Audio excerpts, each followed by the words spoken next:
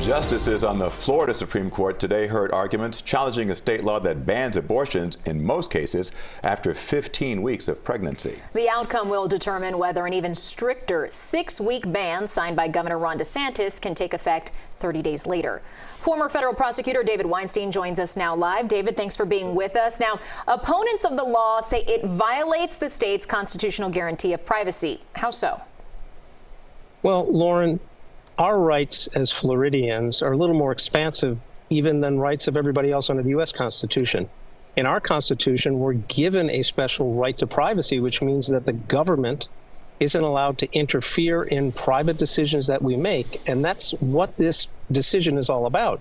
Does this law interfere in the ability of an individual to make a private decision about their body and what they're going to do with it?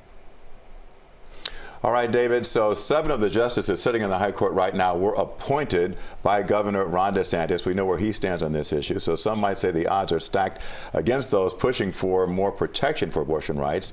Are they correct about that?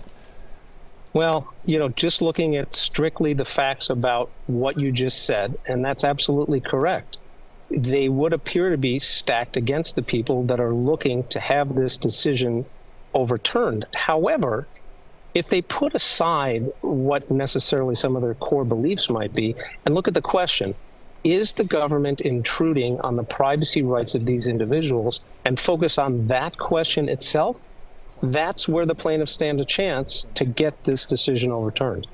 And David, based on our reporting, I understand that the arguments today lasted about an hour and then the Supreme Court for the state adjourned. So what's next? When are you expecting some sort of a decision to be made on this case? Not that quickly, because remember, this is a decision that's going to be looked at and reviewed and applied not only to this case, but depending on how they interpret the privacy rights in our Constitution, people will apply it to other cases. So it's a decision that's going to take some time to write. There are going to be differing opinions, a dissent, a majority opinion. So I don't expect to see anything all that quickly. I think we're probably going to be waiting another 3-4 weeks or so. And David, quickly, what kind of precedent might this set nationally? Well, it's not going to set that much of a precedent nationally, because in wake of the decision of the U.S. Supreme Court, what they said was it's up to every state to decide what you're going to do with regard to rights for abortions. And so a decision in Florida will impact the people in Florida. Now, it may impact people who live close to our state, but other states aren't necessarily bound by what the decision is that's been made here. All right, David Weinstein, as always, thank you for helping us break down these sometimes complex cases for our viewers. Have a good night.